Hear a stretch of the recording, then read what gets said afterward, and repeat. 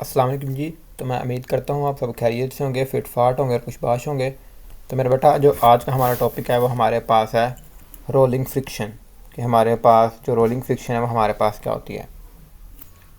इससे पहले हमने सेम एक टॉपिक पढ़ा था जिसके अंदर हमने पढ़ा था स्लाइडिंग फ्रिक्शन के बारे में, कि स्लाइडिंग फ्रिक्शन हमारे पास होती क्या है। इसी तरह से आज की जो हमारी कैटेगरी है, जो टाइप है हमारे पास फ्रिक्शन की, वो हमारे पास है रोलिंग फ्रिक्शन। तो मेरा बेटा रोलिंग फ्रिक्शन और स्लाइडिंग फ्रिक्शन में हमारे पास डिफरेंस क्या है वो मैं आपको बताऊंगा। उसके बाद हम इस टॉपिक को जो है वो अच्छे से रीड डाउन करेंगे और हमारा जो टॉपिक है वो हमें अच्छे से समझ आ जाएगा।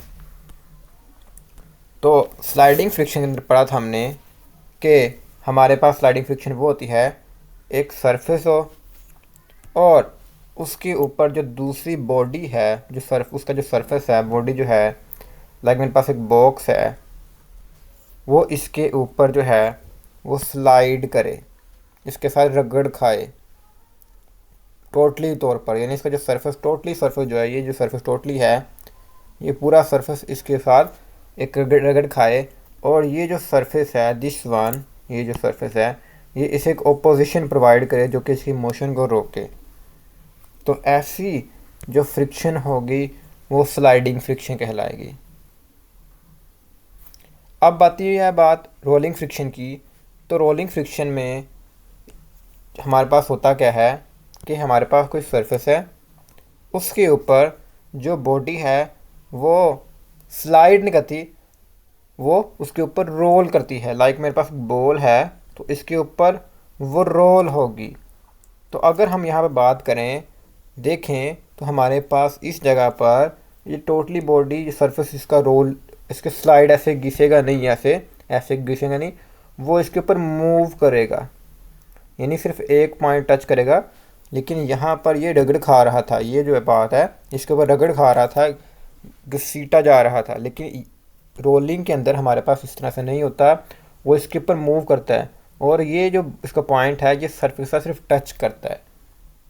तो जब हमारे पास कोई बॉडी हो और वो किसी सरफेस के साथ सिर्फ टच करे, वो स्लाइड ना करे, तो वो हमारे पास उस पॉइंट पर जो उस पर मोशन लगेगी वो हमारे पास कहलाएगी रोलिंग फ्रिक्शन।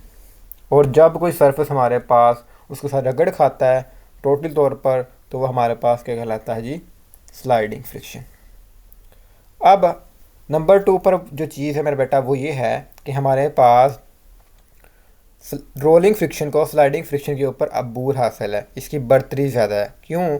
क्योंकि इसके अंदर फ्रिक्शन कम लगती है बनिस्बत इसके। ठीक है, तो ये था एक जनरल कंसेप्ट जिसके अंदर मैंने बताया ना था आपको कि हमारे पास रोलिंग फ्रिक्शन और स्लाइडिंग फ्रिक्शन में डिफरेंस क्या है।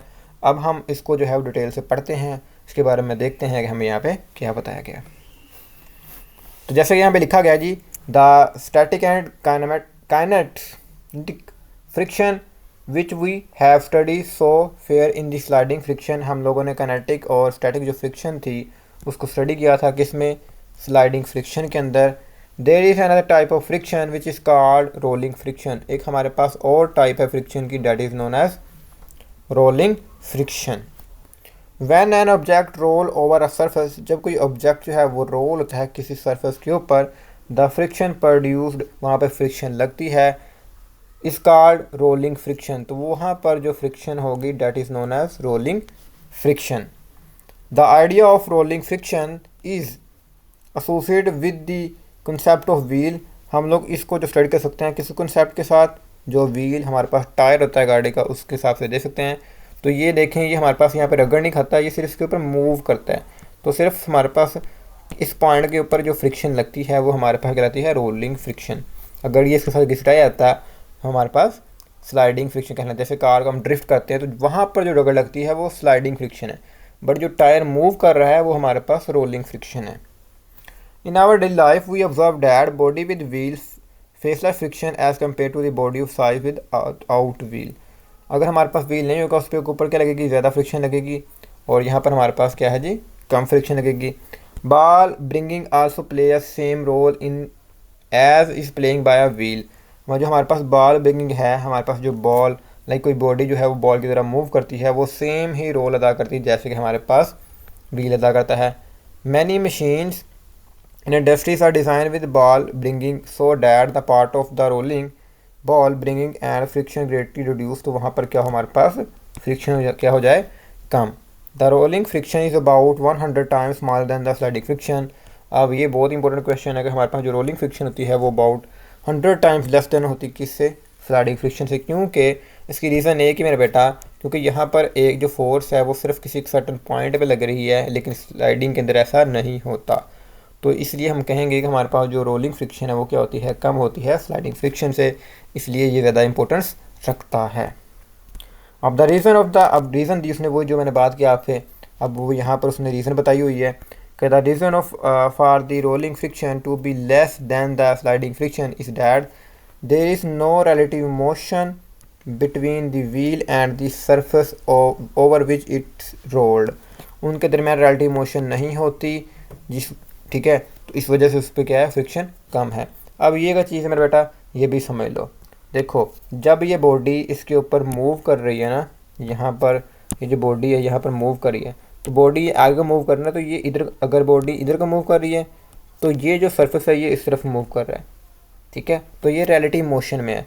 लेकिन हमारे पास रोलिंग फ्रिक्शन के अंदर ऐसा नहीं होता। The wheel touch the surface only at a point, और ये हमारे पास उसी पॉइंट पर ही टच करता है, एंड डज नॉट स्लाइड, उसके ऊपर स्लाइड नहीं करता। तो इसलिए हमारे पास क्या है जी, उसके ऊपर जो फोर्स होती है वो क्या लगती है जी, कम लगती है। तो ये था हमारे पास कॉन्सेप्ट कि हमारे पास रोलिंग फ्रिक्शन क्या होती है। तो आप बता सकते हैं कि रोलिंग फ्रिक्शन हमारे पास वो होती है जब हमारे पास कोई सरफेस, कोई बॉडी जो है, कोई ऑब्जेक्ट जो है वो किसी सरफेस के ऊपर रोल करेगी, ठीक है, तो हमारे पास जो फ्रिक्शन प्रोड्यूस होगी वो क्या कहलाएगी जी, रोलिंग फ्रिक्शन। तो मैं उम्मीद करता हूँ कि आपको आज के लेक्चर की समझ आ गई होगी। फिर भी इस टॉपिक के बारे में आपको कोई क्वेश्चन हो, क्यूरी हो, कोई डाउट रह गया हो तो कमेंट सेक्शन में जाकर ज़रूर पूछेगा, क्योंकि हमारी हमेशा कोशिश होती है आपके लिए बेस्ट वीडियो लेक्चर क्या है। तो आज के लिए जैसे दीजिए, अल्लाह हाफिज़।